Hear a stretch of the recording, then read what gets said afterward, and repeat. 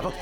Dude, you hyped up? How you feeling? Bro, I feel great. I mean, it's not even a dream come true. This is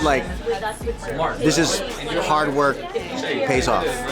You know what I mean? Because I've been grinding for a minute, and to be doing this and speaking into this camera, talking to y'all, and having this good-looking man Seth holding this camera, I just feel extra special. And it's just really fun, and it's just I don't want to start crying, so I'm gonna stop talking. Give it up for the incredibly funny Eric Esteban!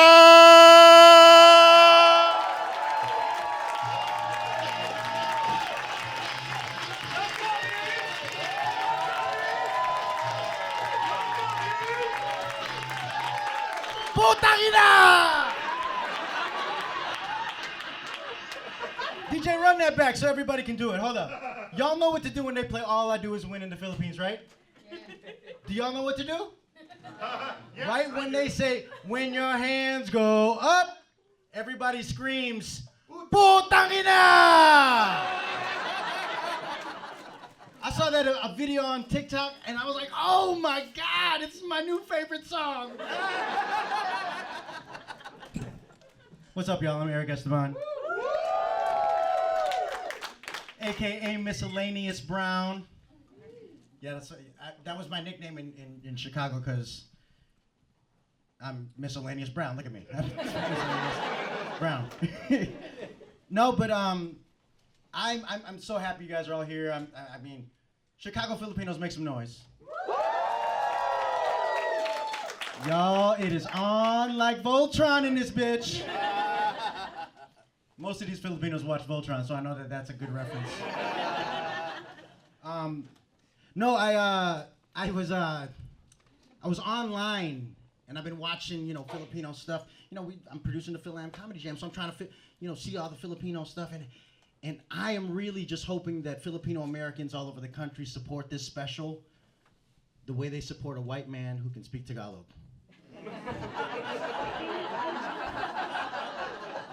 Because for real, y'all be loving them white dudes that speak Tagalog. Be defending him and shit. Don't call him a colonizer. He's not a colonizer. He's so cute. Whatever. Anyhow, y'all, so I thought since homies with, the white guys who can speak Tagalog, they're getting play on the internet, so I thought I'd open up my first special with some Tagalog. What y'all think? So like I said, Filipino Americans here, there's a lot of titas in the audience. There's some titas right here in the front. Right? And I've always, how many Filipino Americans, how many people who were born here in Chicago can speak Tagalog fluently? Make some noise. Nice. I cannot.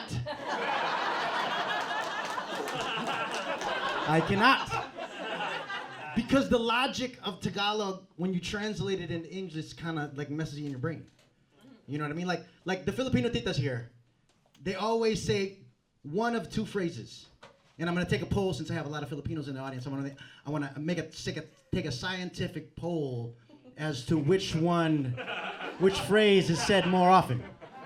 Okay? Because some titas, if they're upset or they're disgusted with something, or maybe they're mad at somebody, they'll say, "Ay, pokin ng kabayo."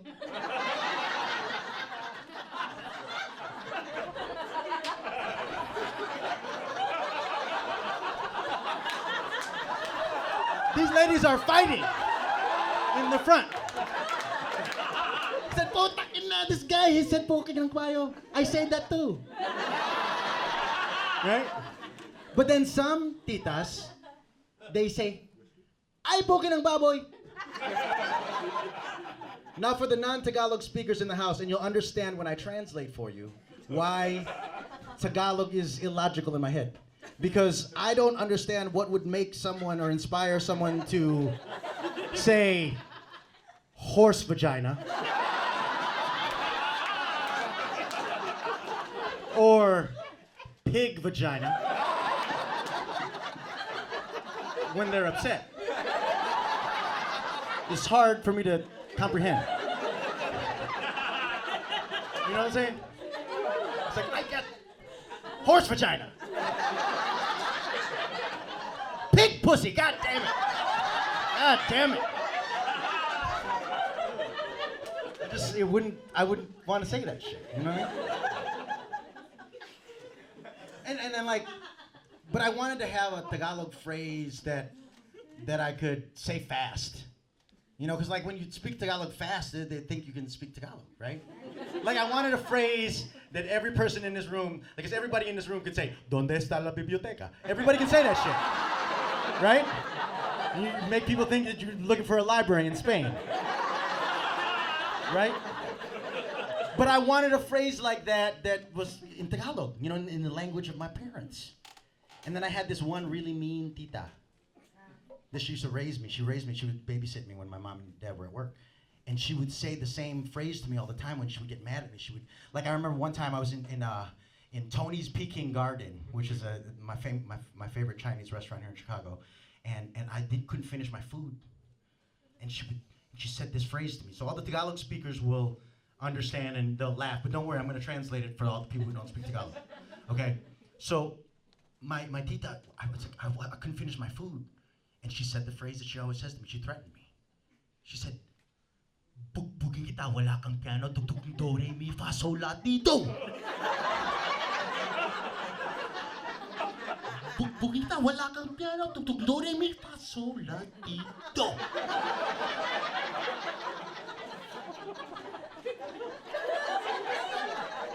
I was 8. But I didn't remember, I didn't know what it meant, but I could memorize it phonetically. So then I asked my dad, I was like, "Dad, what does this mean?" So he said, "Well, say it in Tagalog, tell me." So I said, "Bugbugin kita, wala kang piano, tugtugin do, re, mi, fa, sol, la, ti, do." Just like that, I said it with all the fucking intonation and shit. And he said, "That means I'm going to hit you so hard that even though you don't have a piano, it's gonna make the sound do, re, mi, fa, sol, la, ti, do."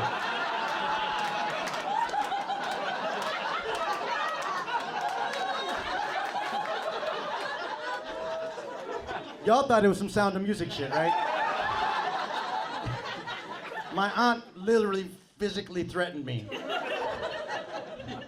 in the Chinese restaurant with that phrase, but I memorized it and I shared it with you guys. So now you can now threaten all your Filipino friends with that phrase.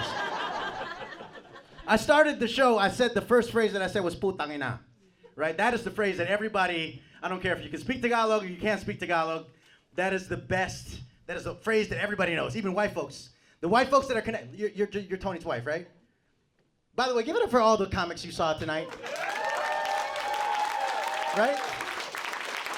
But you're Tony's wife, right? You know how to, you know putang ina, right? You don't know putang ina? Tony! How come you don't teach her? You have to teach her! How do you not know? Okay. Putang ina, the phrase that I said when I first came up on stage, right? It just means son of a bitch. And but putang ina is like it's like a universal phrase. Am I right? All the Tagalog speakers, because putang ina can be an insult. Putang ina. It can be a greeting. Pare, putang ina. Right? It could be a celebration if you win in fucking cards. Oh, putang ina. It's a very versatile phrase. And I'm gonna tell you this. Okay, I've written hundreds of jokes in my life, and there is not a phrase that I can say that makes my dad laugh harder than when I say, putang ina. Every time I say putang ina, my dad, that's my son. That's my son.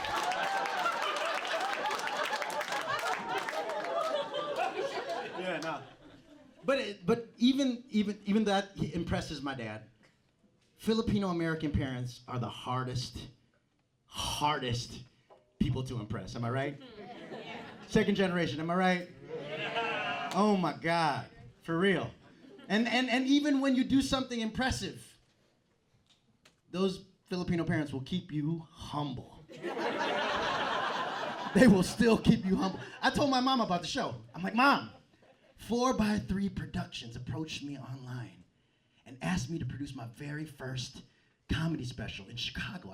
I'm gonna have a lineup of Filipino Americans. It's gonna be the first time at Lincoln Lodge. It's gonna be Chicago Filipino American history. Right? You know what she said? You know what she said? Would Jokoy be there?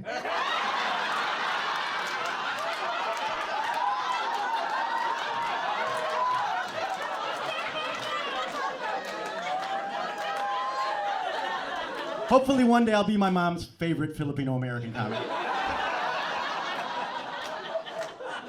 No, but like I said, Filipino parents keep you humble, right? They do. They just do, right? Will Jokoy be there? Because he's much bigger than you. He also has money. You're still broke. Keep you humble, man. No, for real, like, my birds and the bees talk, my dad kept me humble. For real. I told y'all I'm gonna talk about my dick. I told y'all. No, the very first time I ever had sex with a woman, I was in high school. I was with my high school girlfriend, and we were in my bed. We thought that we were alone for the afternoon, right? And I was able to finally insert my penis. I've been trying for months, and I was finally able to insert it. And just as at the moment of insertion, my dad walked in. Opened the door. Oh, sorry.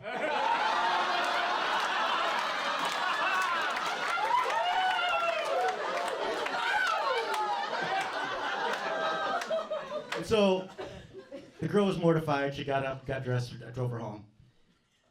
I drove back home, parked in front of the house. Dad's sitting on the front steps of the house.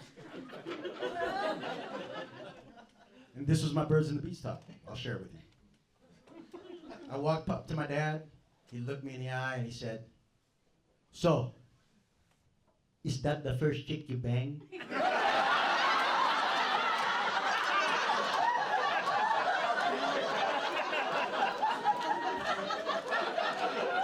Because when I'm your age, maybe 10.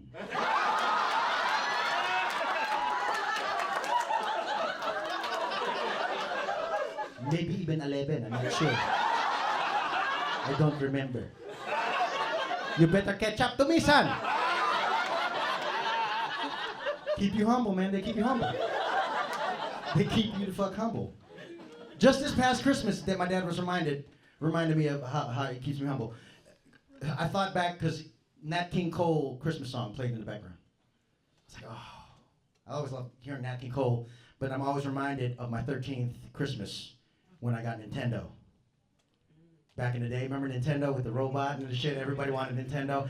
I got Nintendo for Christmas on my 13th Christmas.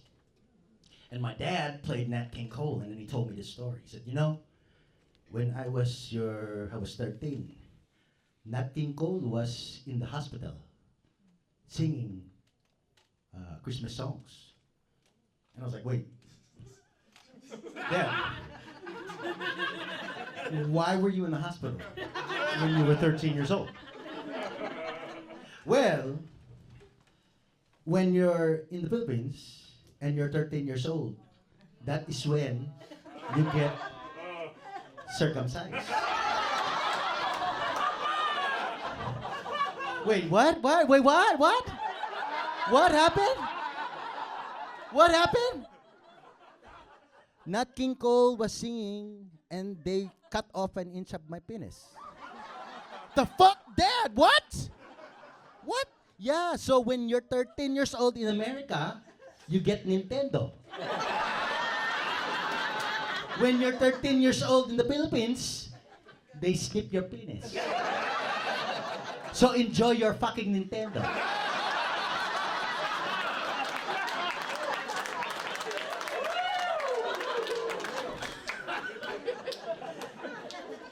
but it's hard, man. It's hard being Filipino, right? It's hard being Filipino. You know, growing up when we came up, it's like, God, you don't get to see Filipinos. No, you don't. Like that dude. What was that? The gay dude on TikTok. The what's his name? The dude with all the muscles. He's a sexy dude. Yeah, Brett. He made a speech and he's like, I watched TFC. I saw Filipinos when I was growing up. Good for you, motherfucker. God damn. My parents didn't pay for TFC. What the fuck? Chicago Filipinos didn't pay for TFC. That's some California shit. For real. No, but like when I was coming up, the first Filipino that I saw on TV was Bruce Lee. And he's Chinese, so he's not Filipino.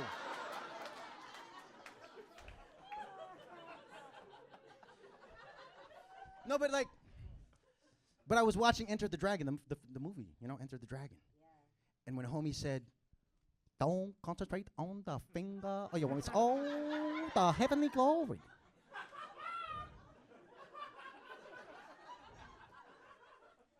I'm not gonna lie, my dick was hard as a rock.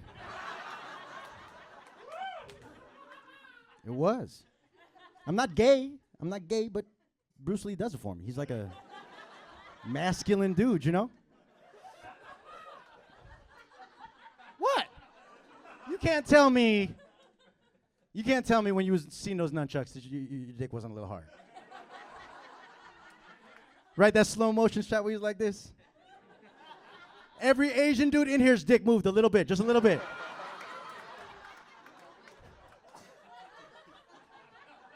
It's true. No, but he was, obviously he was Chinese, he wasn't Filipino. But then I saw a movie called Barry Gordy's Last Dragon. Ooh, people made some noise. So if you've seen Barry Gordy's Last Dragon, who's the master? Show enough! Who's the master? Show enough! So for all the people who are very confused right now, there was a kung fu movie in the 80s called The Last Dragon, but it was set in Motown, New York, and it was black people, and the hero was called Bruce Leroy. And there was a Shogun of Harlem, was this big black dude with an afro, and every time he would ask, who's the master, they would say, Show enough! And that was the movie, right? But in the finale of that movie, little Ernie Reyes Jr. jumped off the stage with a double kick and then made a Bruce Lee face. And I was like, oh shit, that bitch looked like me. And then I found out he was Filipino. And this was the 80s, okay? So there was no Google. So you could lie forever. So as soon as I found out that Ernie Reyes Jr. was Filipino, that motherfucker was my cousin. For real. Ernie Reyes Jr. is my cousin, guys. And then as he got older, he still did movies. He did like Surf Ninjas. He was Donatello or one of the Ninja Turtles in the suit in one of the Ninja Turtle movies. So he was famous. And some white girls in Chicago they couldn't tell the difference. They saw a handsome Asian man and said, Are you Ernie Reyes Jr.? Yes, I am. I'm gonna tell you right now, fellas, you have never had your dick sucked until you've had your dick sucked by a girl who thinks you're a surf ninja. That's just real. A side note to this joke. So I had posted this joke online on Instagram, and the actual Ernie Reyes Jr. fucking liked the joke. With like three smiley face emojis, and then followed me and said, great job, and I cried, because I was like so fucking happy. For real, I was like, oh my God, Ernie Reyes Jr. I'm not gonna lie, my dick was a little hard then again. For real. It was harder then, because like a DM. So DM boners are harder than most. I'm from the 80s and 90s. I don't know, I'm not used to those DMs is all. No, but Ernie Reyes Jr. was a karate expert. He was sexy. I wanted to be funny. You know, I wanted to do this. I saw Eddie Murphy Delirious when I was a kid, and I remember because my dad and I watched it together, and he said, he swears too much. You cannot watch this anymore. But let's watch it now because it's fun. So we watched it. My mind was blown, and then that night I snuck, like late at night when everybody was still asleep, I took my old boombox and I recorded Delirious on the cassette tape. And I listened to it like 5th, 6th, and 7th grade as I walked to school. So this really is like a fruition of a dream for me to be doing stand-up for you guys. But again, we had not seen Filipinos like Ernie Reyes Jr., but I wasn't a karate expert. But then I saw a movie called The Rock. Have y'all seen The Rock? Oh, yeah. Sean Connery, Nicolas Cage in San Francisco, right? Oh, yeah. Right as they release Sean Connery from prison, okay? And they give him a nice hotel, they give him a nice lunch, they give him a haircut, nice suit. And then he beats up all the FBI agents. He runs down through the staircase of the hotel, runs through the hotel kitchen, and he bumps into a fat Filipino. And the fat Filipino drops all his pots and pans, and he says exactly this. He says, "Putang ina mo, hayop ka!"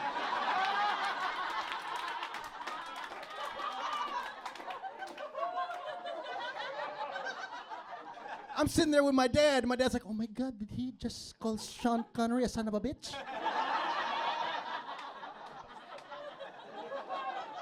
Representation matters, y'all. It does. But that was, I'm going to say that movie must have inspired me a little bit to be able to, like, swear at white people. It was a little bit of an inspiration, I think. But the movie that made me think, wow, I could really be a Hollywood movie star. I could really do this shit. Was in a movie called Return of the Jedi. Y'all seen Return of the Jedi? Yes. Now, I'm gonna give credit where credit is due because, again, this video was posted online and this joke has been, you know, and Rex Navarrete, old school OG, give respect. He mentioned what I'm about to mention to you first, but at the same time, I'm going to share with you my inspiration from that moment that Rex shared with us. Okay? So in Return of the Jedi, when the Ewoks land on when the rebel forces land on the moon of Endor, right? And Luke and Leia are separated. So Han, Luke, C-3PO, R2-D2, they're all searching for Leia in the forest. But then Chewbacca grabs a piece of meat. Oh, and they all get caught up in a trap. And then R2-D2 busts them down. And then they all fall to the forest floor. When they get up, they're all surrounded by Ewoks. And then they cut to 2 specific Ewoks. And the 2 Ewoks say exactly this. They say, "Hoy! Puno daw to. Napakaganda." Now in Tagalog, in Filipino, that means our net is full. That's beautiful.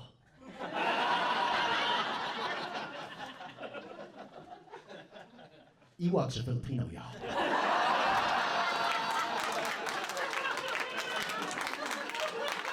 Ewoks are fucking Filipino, y'all. And when I saw that shit, I said, I'm gonna be the first Filipino Jedi. The first Filipino Jedi. And most of the time, Filipino Jedis, they have an Anglo-Saxon accent, right? Not me. I'm a Filipino Jedi. I'm gonna have a Filipino accent. I'm gonna play it like this. I'm gonna say, "Hoy! That is not the droids you're looking for." May the Force be with all of you.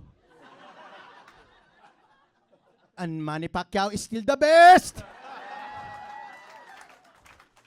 For real, I wouldn't lift shit up with my hands. I'd lift it with my lips. I'd be like,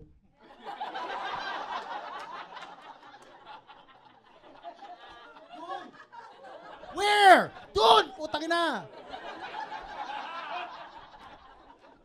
That's for my dad. No, but I would play a Filipino Jedi. Like my Filipino uncle, Tito Chito.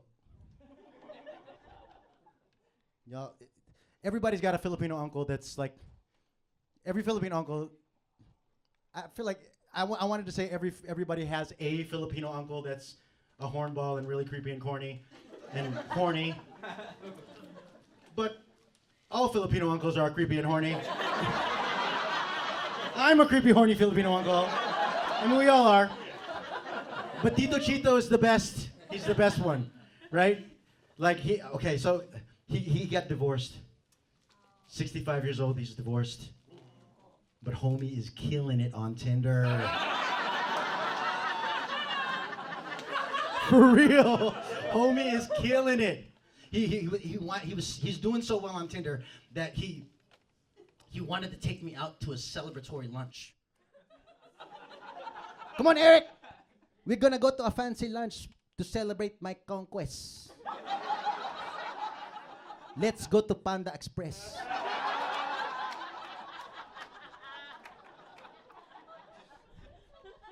So we go to Panda Express, and I'm at LA. I gotta watch my carbs. So I'm like, can I get a for here plate, please? Tito Chito interrupts the Hoy! No! For to go. He's gonna get to go. You never get a for here plate at Panda Express. You always get to go because you always get more. That's Tito Chito wisdom right there. That's wisdom. Right? So we sit down and we're eating, and he said, Eric, do you know about this Tinder? Somebody got a Tinder alert there. And then, I told y'all we was filming. Turn off your phone. Okay. No, but do you know about this Tinder? It's so easy to get the pussy. Pussy. I don't say peck anymore because I'm American. No, there's girls there. There's pictures. You don't have Tinder because you are married. Too bad for you. No, there's girls there, pictures. If it's a good one, you right swipe it. But if it's an ugly one, left swipe it. But here's the key, okay? Here is the key. If she right swipe you, and you right swipe her, pussy.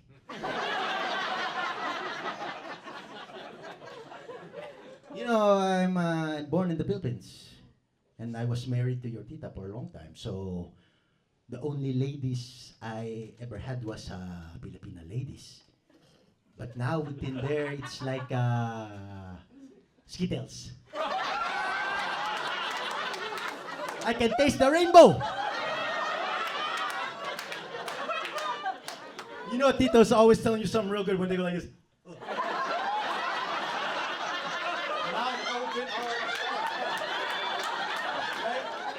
Oh my God, tignan mo! Oh. Lots of pussy on Tinder! Last night, one day I have a white lady. The other day I have a Latina lady. But last night, I went out with Lawanda.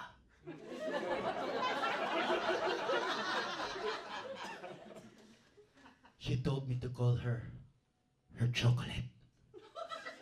Oh my God, Tito Chito, she's African American? That's so offensive. That's like racist. You shouldn't call her chocolate. If Lawanda wants me to call her chocolate, I'm going to call her chocolate. Do you think I'm politically correct? Excuse me, I am not. Besides, what's wrong with being called chocolate? Chocolate's delicious.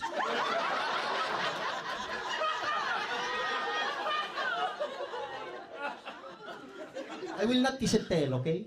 I will not kiss and tell. But I'm gonna tell you. Wakanda forever. 1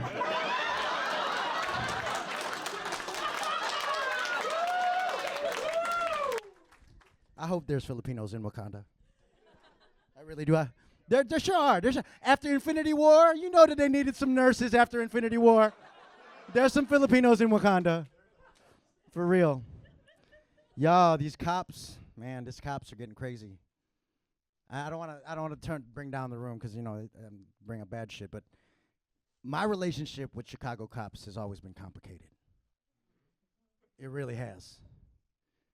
It really has. Because, like, the first time I ever got stopped by cops, I was in a car full of my white friends.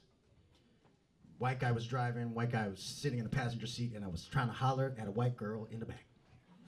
Right? I'm only going to share their names to accentuate their whiteness. Also because, again, they're fairly generic white names, and they do accentuate the whiteness. Okay? So, driver's seat, Sean Finnegan. Passenger seat, Paul Persinski. And the girl that I was trying to holler to, Megan O'Malley. So they was white.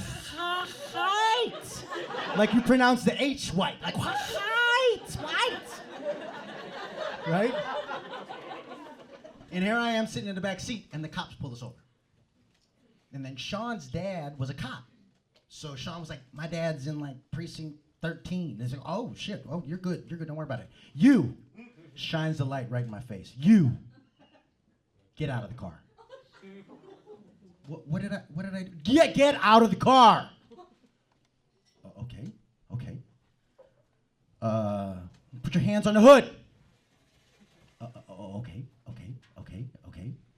Now I'm fucking terrified. This is the first time I've ever been stopped by cops. I'm looking at my white friends. I'm like, what the fuck? Help me. Right? And I'm looking at this big, beer-bellied white dude who's probably about to search me and touch my nuts for the very first time. I'll have my nuts will have been touched by him and me at this point. And I'm really scared that this is the first time another person is gonna hold my testicles in their hand. It's this big burly white dude, okay? But just as I'm terrified, he motions to the car. I'm like, what the fuck? And just then, the car door opens. It was like slow motion. Car door opens. One tight-legged jean comes out. And another tight-legged jean comes out, and some beautiful blonde-haired young cop trainee walks out the car. Prettier than Megan O'Malley, I might say. I'm just gonna say it like that. Hot-ass cop coming my way. And he's like, search this kid. Now I'm very excited. Yo, I am excited now. She starts on my left ankle, and it was this beautiful caress I've never felt before. Oh my God! And then she started rubbing the back of my thighs. You know what I'm saying? Like, have you ever had the back of your thighs rubbed, homie? You know how that shit feels. It's good. It feels so good. Oh my God! And then she got to my dick. She started rubbing my dick. And I swear to God, guys, I swear to God, I heard this song.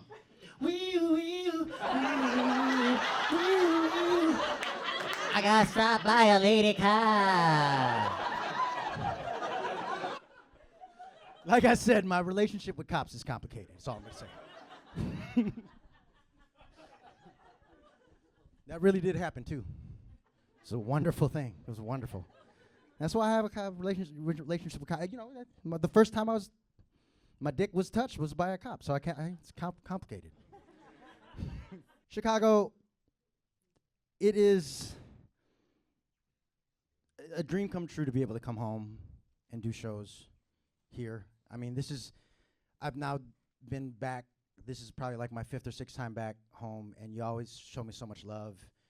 I always try to rep Chicago, though. I everywhere I go, I've been to Virginia, I've been to San Diego, I've been all over the country doing stand-up comedy, and every time I do, I always rep Chicago because you're my hometown, and I love you guys so much. I do. I always wear Air Jordans every time I do stand-up comedy because Michael Jordan's my hero, and I can always reference Chicago whenever I wear Air Jordans, right? And I've never really encountered a sneaker in my life that makes my penis feel bigger.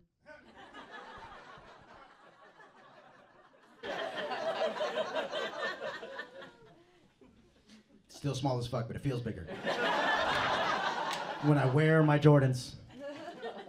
I mean, you could never imagine Michael Jordan with a small dick. I mean, there's never been a way. So when I wear my Jordans, I feel like I'm, I've got a Michael Jordan dick. Like when you wear new sneakers, you even walk like you got a Michael Jordan. You make sure, you make sure. You don't want to dirty them up, right? So you're walking like you got a big dick, but you don't really have a big dick. You just don't want to get snow on your gym shoes. No, but the reason why I wear Jordans to every show, and the reason why Michael Jordan's my hero, yes, it's because of the reason I just shared with you. But it's also because back in the 90s, during the championships, that's when I grew up. I was what? I graduated high school in 1992, and I graduated college in 1996. So literally, my adulthood was the Bulls championships. And the coolest part about it was, in the 90s, they all acted a fool in this city. Did they not? Anybody who went to the clubs in the 90s when the Bulls were winning, you could see the Bulls. Yeah. Like, I remember I partied at Crowbar with Dennis Rodman. Yes, that's a fucking flex, bitch. He shook my hand, and the one hand engulfed like my whole fucking forearm. It was huge. Right? Yeah. But one night, I was at Excalibur. Y'all remember Excalibur? Right? And at Excalibur, they had these big-ass tables, right? And at one of them big-ass tables sat his airness, Michael Jeffrey Jordan. Yes, I know his middle name, go. So there's Michael Jordan sitting there, and for some reason, we locked eyes. We locked eyes. I'm locking eyes with my hero, with the hero of Chicago, Michael Jordan. We locked eyes. And he's sitting at his table with these beautiful women, all these beautiful women in the 90s. So it's like this big-ass hair, all the big-ass hairdos, right? And we locked eyes. But just as I was about to go up to him and approach him, one of them big-ass hairdos went right into his lap. Yes. Yes, that's right. 1 + 2 = 3. I saw Michael Jordan get his dick sucked at Excalibur. Well, I can't really confirm or deny whether his dick was out. I don't know if it was out. She could have been doing some shit like that.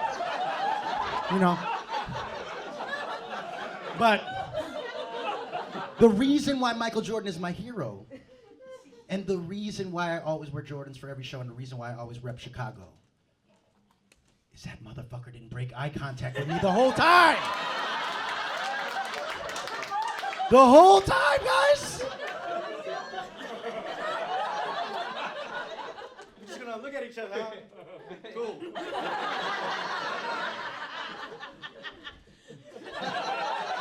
That's what happened. That's why I wear Jordans. I want to talk about sneakerhead justification. That's justification for you, right? No, but I wanted to close out the night with a little Filipino-American history story, because tonight we made some Filipino-American history, y'all. First Chicago Filipino to film his special in Lincoln Lodge. First all-Filipino lineup at Lincoln Lodge.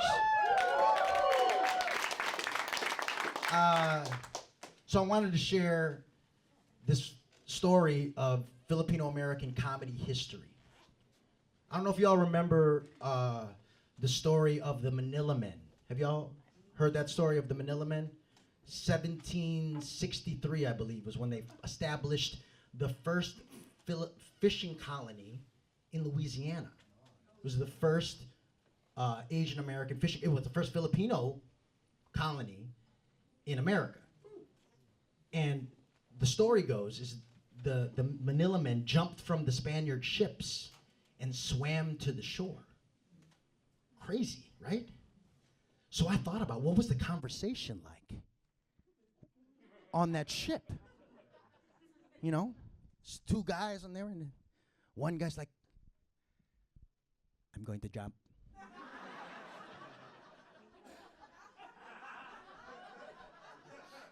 And the other guy's like, there's alligators there.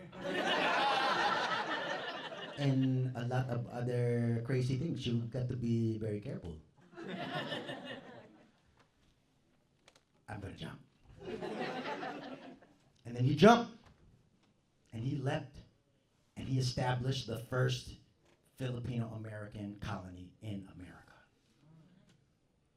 Little known fact, Filipino-American comedy history, that was the first time the famous Filipino dad joke.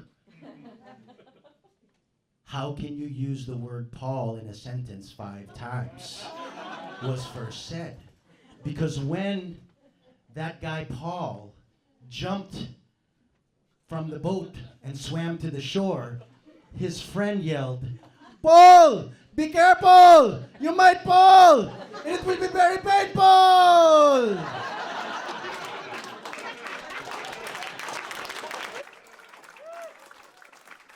And that was the first time that joke was ever told, y'all. Before pusit and opposite. That's my favorite joke, though, right? What's this? Pusit. What's this? Opposite. No, but again, guys. What happened? What did you say? What? You just got? You never heard opposite, pusit? We're enlightening minds, y'all Filipino. No, I wanted to close out the show with a quick story of the very first show I ever did coming back after I moved from LA. I did a show at the Lakeshore Theater, which is now currently the Laugh Factory. And it was before Laugh Factory had taken it over. And I did my one-man show called Fight Club for One, which is kind of what built the bridge for me to transition from being an actor to being an actor and a stand-up comedian. And Lucky Sia gave me my first opportunity to come do stand-up here in Chicago. And Circa Pintig gave me some of my first jobs as an actor here in Chicago. And so this full circle moment and when I think back to that first show of Fight Club for One, there's one person in particular that I have to thank and I have to dedicate this whole performance to, and that is Estrella Alomar. Because all y'all are here now, but that first show 10, 12 years ago, Estrella was the only one who set up a booth for the Chicago Filipino American History Society. And she was sitting there and she sat there next to my parents. And about a month ago, we lost Estrella Alomar. But she was there at the first show. I don't know if y'all felt it, but she was here tonight. So,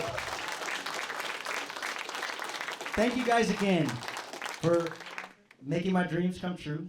Thank you to 4x3 for filming all of this, making it possible. Thank you to Circa Pintig and Chicago Asian Network. And thank you to all of y'all for coming, laughing so hard. And y'all better stand up, because that shit was good. I've been Eric Esteban, y'all. Thank you so much. I don't want to drop the mic because I don't want to break it.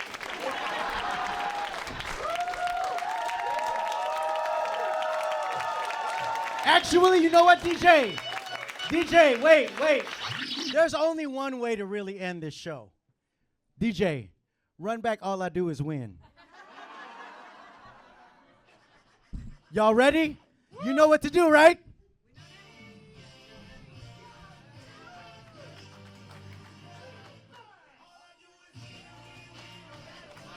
Got money on my mind, I can never give it up.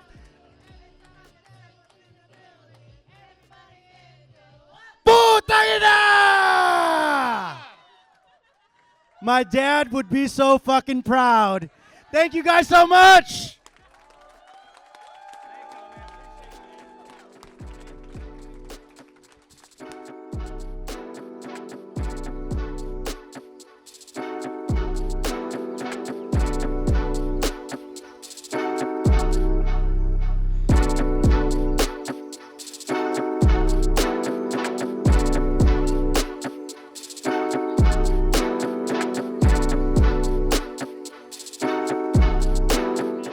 Yeah, that shit happened, bro. Living that shit, marinating that motherfucker, man. Yeah, bro. Love, thank you, gratitude, big love, big love, bro. That's what you're supposed to do. Big love, bro. Yeah, that was Thrax, cuz. Big energy all the way through, bro. All the way through, bro. Big Thrax, G. Big energy, dog. That's Thrax, dog. Thrax. None less, dog. I don't know what. I'm 48 years old. I don't know what. Well, in Channel tape, that shit, it was shit. It was phenomenal. I didn't know either. Phenomenal. Phenomenal. Is that a nursing term? I did want to crack on you though, I didn't do it because I was like I forgot. But motherfucker, you make us all look bad. I'm gonna tell you right now. Oh, why? Mark Bond is a nurse and also comedian. Why cannot you not have a career? Maybe you should listen to your mother, Eric. Yes, motherfucker. It's like, oh, Ken Jeong is a doctor, also comedian. Why can't you do that too? Look at your friend, Mark. He even has a nice jacket. Why? Because he has money. Di ba? Ikaw na, di ba? His mom probably doesn't have to buy his jacket for him. Opo, ganyan lang. Diba